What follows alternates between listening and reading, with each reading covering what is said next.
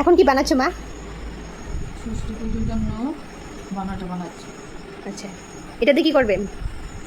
ষষ্ঠী পুজোটা রামধনটা দিয়ে তারপর একটু ষষ্ঠী দেবো। তারপরে হচ্ছে সব দেখে না কীভাবে করছি। 7টা দুব্বা নিলাম। কি কি নিতে হবে এটার সাথে? তারপরে বাঁশ গাছের এইগুলি লাগে 7টা। যেহেতু 7টা নেই, আমি 5টা দিয়ে কাজ করবো। আচ্ছা, এই যে ওই তিনটা, 5টা দিতে পারে, 3টেও দিতে পারে, 1টাও দিতে পারে। ঠিক আছে। এই 3টাই নিলাম। বাঁশ গাছের এগুলো লাগে ষষ্ঠী পুজো। গাছগুলো একটু সাজিয়ে নিলাম।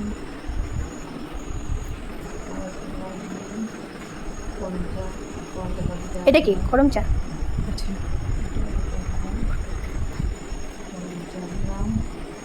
একটু ফুল দিয়ে সাথে নেব।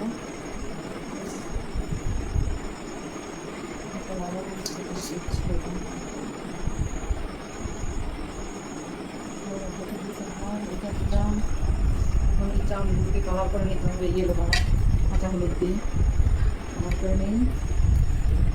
7টা চাল কালার করে নেব। জাস্ট একটু কড়া করা দিই। কালার করে নিলাম। তারপর এটা সাদা কাপড়ে বেঁধে দিতে হবে।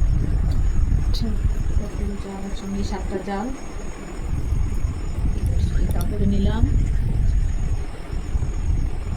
7টা চাল কাপড় নিয়ে একটু ভালো করে বেঁধে দেবো।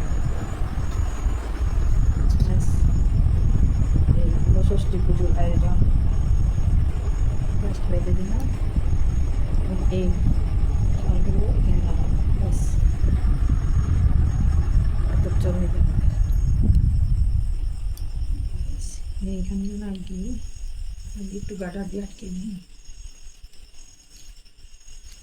এই যে একটু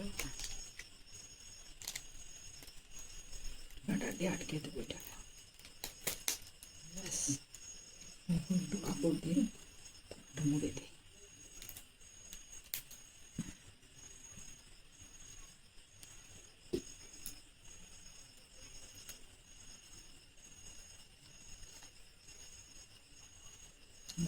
দেখুন কি সুন্দর হচ্ছে, তারপরে জাস্ট কাপড় দিয়ে মুড়ে দিলাম এটা। হালকা আর উপর লাগিয়ে দেবো মাঝখানটায়।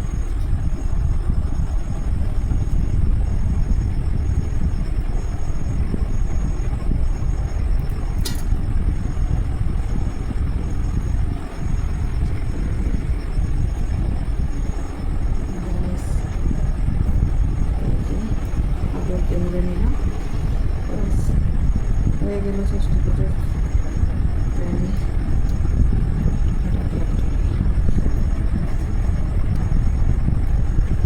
এই গাছটা কালকে সকালে লাগিয়ে যাবে।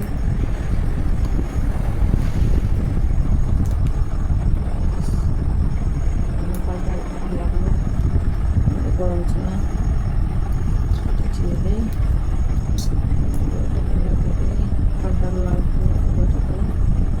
ব্যাস,